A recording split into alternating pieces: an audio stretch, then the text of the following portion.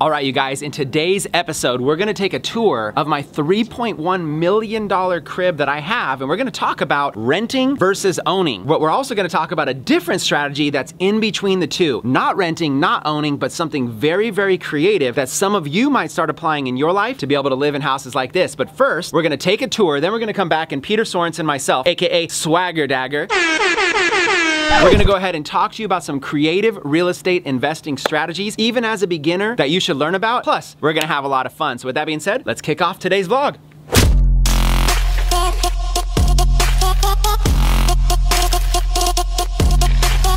All right, you guys, so I don't really know a lot about snakes. I'm a snake. I'm here in this big house by myself. It's like 8,000 square feet. And I went outside to turn on the lights because I have guests coming over, and I saw a snake. Now, I don't know what kind of snake it is, but I did see my friend once catch a rattlesnake, and all he did was he used this big kind of like grabber, and it kind of hooked around the rattlesnake's neck, and then he brought him into a bucket, put a lid on, and it looked easy, right, with a rattlesnake. So I figured I would do that myself. So I went and grabbed these little tongs. I mean, that's pretty much the same thing, right? And then I grabbed this little bucket right here, and I figured I would just put like this little lid on the top. What I'm about to do is just see if this snake will let me somehow capture him, put him in this little container, put a lid on. Now, you guys watching this might think I'm stupid. I don't know if it's dangerous. It's probably just an innocent little snake, you guys. With that being said, let's take a look at it. There he is. I wonder if I could just lift him in this bucket. Maybe just he'll go right into it. Okay, so he's in the bucket now. Let's grab this. Maybe put this on to make it a little heavier. Okay, he's in there. I have no idea what I'm doing, but there's a snake in a bucket now. Okay, so yeah, about that. I don't even know if that's gonna hold him.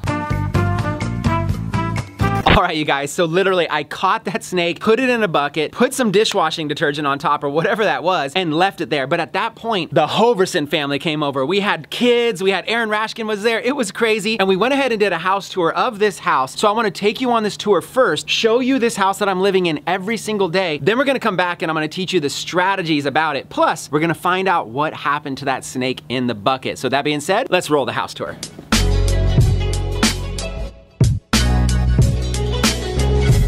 Like and subscribe. Give me something, give me something. All right, you know my name is Rush. I am in a big hush.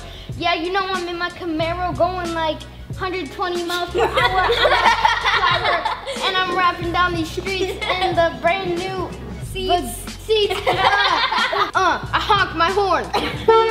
Every day, bro, with the J. Cole was saying, no, I don't care what you got in 6 months. You're never on the go. You have all the competition, man. Everybody is next. Man, you don't have any checks. You don't got no Rolex. Tennis threw it in the pool. What the little boy are you? You are Team 10, yo. You the zero talent crew.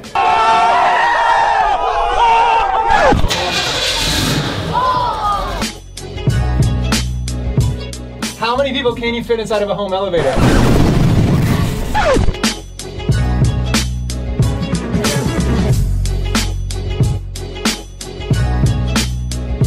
Get further back. I know you guys are not. I'm like more scared of snakes. Okay. I catch snakes Hold on. Let's see. I caught this because I wanted to be nice to the kids. Oh, it got away. What? Hold on. Is it in there? No. Oh no, it got away. I'm a snake.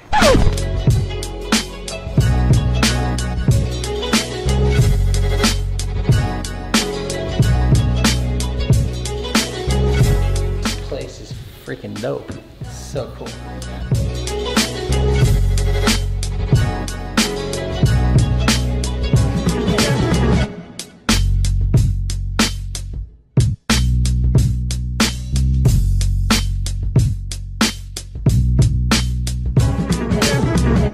With that being said, I had a blast hanging with everybody. Thanks for taking time with us on this live stream. We're gonna eat some Uber Eats. We're gonna catch it. 1, 2, 3. Kick massive action!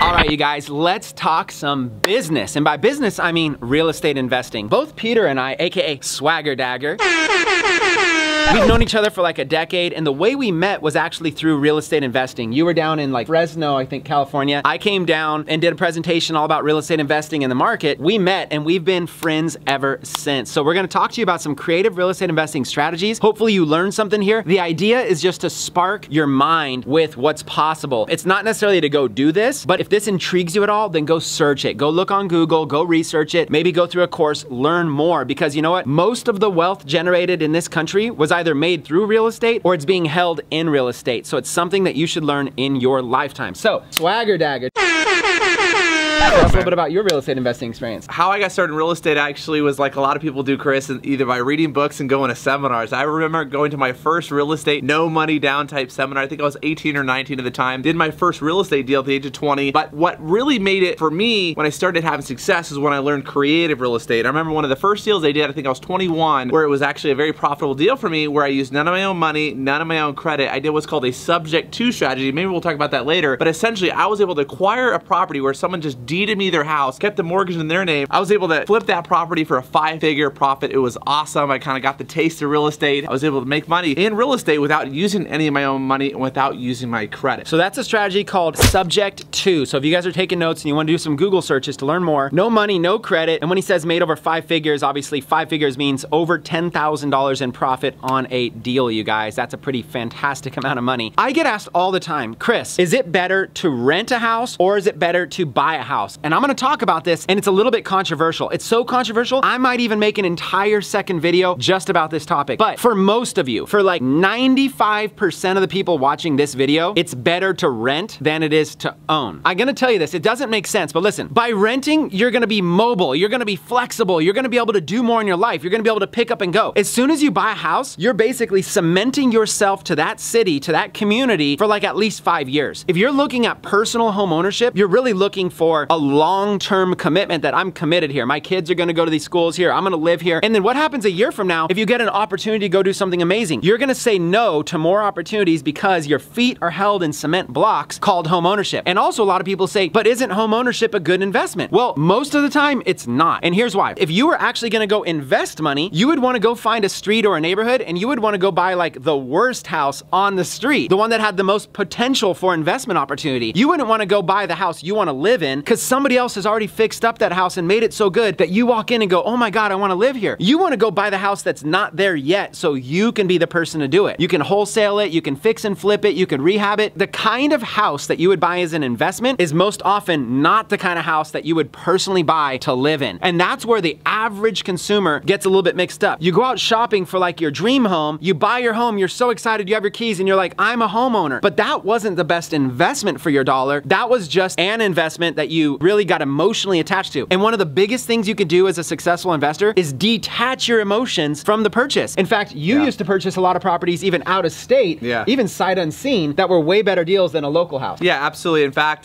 for many years, actually years later, after Chris and I met and started working together, I took what I learned in real estate and education and started doing wholesale deals, fix and flips in Detroit, Michigan, one of the worst markets in the country, one of the worst foreclosure markets. Houses that are abandoned. You would go out there and you would see vacant blocks of houses, not just houses too. But here's the thing, inside of that market, there were nice properties. I call it the 5%. So we would go in there, we would buy properties, we'd rehab them, we would rent them, we'd also sell them. But we'd get deals, and I always used to say, because we'd sell properties to investors from all over the world, and I'd say, don't fall in love with the property, fall in love with the deal. Hey, your wife might not like that property. You wouldn't live in it, but guess what? Someone does need to live in it. They're going to pay rent, and here's the thing, you're gonna get a good cash flow. So as an investor, it's all about the cash flow, the cash on cash return, having that property make you money every single month. And as a personal resident, what are you doing? When you're living in a home, it's not making you money every month. What are you doing? You're paying for it, right? You're paying rent or you're paying a mortgage. So that's the key difference. A personal residence is not necessarily a great deal or an asset. It's a liability in the sense that you're paying for it every month versus an asset, cash flow properties, rental properties, multifamily properties that are giving you cash flow every single month above and beyond the expenses. That's an investment because you're making money from it. Yeah, and a lot of people tell me, they're like, well, Chris, what about the appreciation? If I buy my own home, then it's gonna appreciate and it's gonna go go up in value. That's possible. But also, what if it doesn't? What if it goes down in value? Then you've lost money in that house and it's costing you money every single month. But when you have rental properties and you're not living in them, somebody else is paying you. Even if the market goes down, you're still receiving cash flow income. If the market goes up, you're still receiving cash flow income. It's a lot more sustainable. And also, the kind of houses that you might invest in might be a lot more affordable than the kind of house you want to live in. You might be qualified for like a $300,000 house, but a $100,000 house or even a $75,000 house might be the better investment. But you wouldn't want to go live in that house because it's tore up. It's in a ghetto area, whatever. But that might be the better investment. With a little bit of curb appeal, you could take that from like $75,000, put a little bit of money into it, take it to $150,000, literally doubling the value of the property. But that's a lot harder to do in a $300,000 or $400,000 house. To take that to $600,000, that's hard to do. And a lot of times when you're out there emotionally looking at properties that you like and you're touring houses and stuff like that, you're sucked in by all the things an investor has already done to the property. You need to be looking at where's the opportunity for me to add value that doesn't exist. When you're driving down the street, the house that's covered in bushes, the house that has no curb appeal, you would drive right by it if you're looking for a personal house. But when you're looking for an investment property, all you see is money. All the dirty bushes and the trees and the bad landscaping, all that kind of stuff, that just screams money to you because you're sitting there going, if I just fix the curb appeal, that alone would make this worth so much money. So we're talking about strategies. We talked about wholesaling. We're talking about subject to. These are things that you should look into. We might even talk a little bit more about it, but let me tell you about a little secret strategy that falls right in between renting and owning a home. This is called a lease with option to purchase. There's actually a lot of terms. Lease option, lease to buy, rent to own. So there's a difference. When you go rent a house, you're not renting to own. You're signing a lease that's like a 1-year lease and you're just renting it until your lease is up and then you're either out or you renew it. But the owner of that property is collecting all that money and they're basically making a cash flow, right? That's a regular rental or a lease. When you have a lease with an option to buy, here's what's different. You do the same thing. You're leasing the property, but now your money could be going towards the purchase, or you might put down a down payment to go towards the purchase. And at the end, you have the right to be able to purchase the property. So if you do a 1-year lease with option to purchase or a 2-year lease with option to purchase, then you have up to 2 years to actually purchase the property. Now, here is why that is such a good decision for a lot of people out there. Because number one, let's say you do a 2-year lease with option to purchase. If you decide not to purchase that property because maybe you want to be mobile, maybe you get an opportunity, maybe your career changes, maybe your finances change, better or worse, it doesn't matter. Maybe you start making more money. You're like, wow, I can afford a better house than this. Then you want to back out of it. Or maybe you start making less money. Buying a house is not in the cards right now. Either way, you have the flexibility to back out. Here's another reason why it's great. You might not qualify for the house you want to live in right now. But if you do a lease with option to purchase, you don't have to be pre-qualified. You don't have to worry about your credit being perfect. You don't have to worry about going to a bank and being approved. A lease with option to purchase is a great deal, but here is a little secret strategy. Take houses like these mansions. I've been living in mansions for the past like decade, right? 8,000 square foot houses, 10,000 square foot houses, lots and lots of them. And here's the thing, there's a secret strategy that allows you to be able to live in houses like this. What you do is you don't go looking for rentals. Go get a real estate agent, go look at houses that are for sale. But there's a term I want you to write down right now. It's called DOM.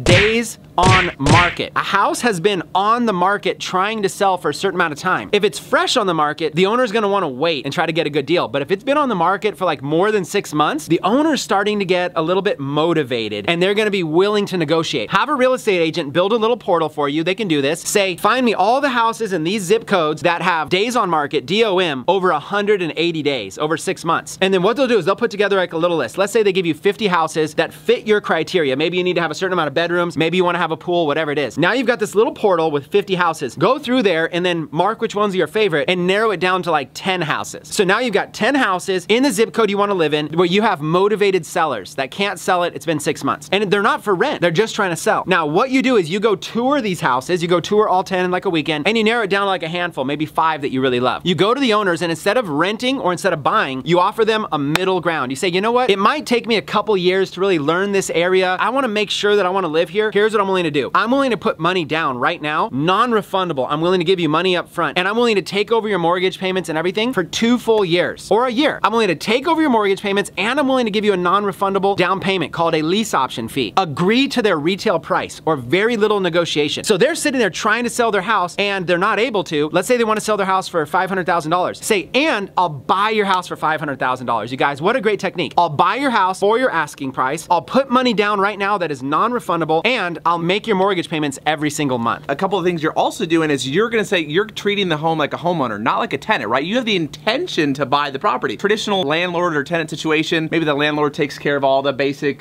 some of the house repairs. You might say, hey, I'll take care of the repairs because I'm gonna treat it like a home. And the other thing, Chris, because you're giving them the full price offer, you're asking for time. They get the money, you're asking for time. You're asking for, let's say, a 2-year lease instead of a 1-year. Why? Because that additional second year, now you're giving yourself some time for that appreciation, so you're building up equity over the next couple of years. Let's explain that. So like the reason this strategy works so well is it gives you an exit in case you don't want to do it. It gives you 2 years to get qualified. It gives you 2 years to decide if you want to live in the area. It gives you 2 years to be able to leverage the house. Maybe you're an entrepreneur or marketer. It gives you 2 years to be able to leverage the house and be able to use that to be able to do stuff. You have time. Now, worst case, you back out. It ends up being kind of like a rental. It ends up being pretty much equal to a rental. But here's what happens. Like you said, if the market appreciates, let's say you agreed on $500,000. 2 years later, if that house has gone up to $600,000, you have the option to buy at the $500,000 price point. You have already agreed to their terms at $500,000. So you have a contract right here that says you have the right to buy this house for $500,000. If it goes up to $600,000, you have $100,000 in equity. 2 years later, you can either buy the house or make sure in your contract it says that you can assign it. You could even assign that contract to an investor. So maybe I've lived in this house for a couple years and I'm ready to bail. I want to move to Florida or something like that. But Peter's an investor. He's got good credit. He can qualify for loans. He's an investor. And I show him, say, listen, I have a contract on a house that has $100,000 in equity built into it and it's a good market. I will assign this contract to you for $10,000. When I move out, Peter will literally just stroke me a check for $10,000 or $20,000, take over the contract. Now he can buy a house that's $80,000 below market value because that house right now could sell for $600,000. He could buy it for $500 plus 20 to me. He could buy it for $520,000. No worries about negotiation. It's already done. And he can come in here and take it over. So what happens when you put a house under contract is if it goes up in value, you're still able to buy at that original price you negotiated at. And if it doesn't go up in value, you're able to exit. And if it goes down in value, it doesn't hurt you. You just convert it over to like a rental. It's as if you were renting the whole time. This is called a lease with option to purchase. It is a fantastic strategy. Plus, maybe right now you have bad credit. Maybe right now in a year, you could build your credit and you could buy a house. This gives you time to build your credit. It gives you time for strategies. Maybe a future episode we can talk about the credit side, because even personally, over a 2-year period, I went from building essentially like a 500 credit score to a mid 700s. It's gonna take some time. When you hear these stories of like rebuilding your credit, it's gonna take some time, but the cool thing is if you know what to do, inside that 2-year period, you literally could go from bad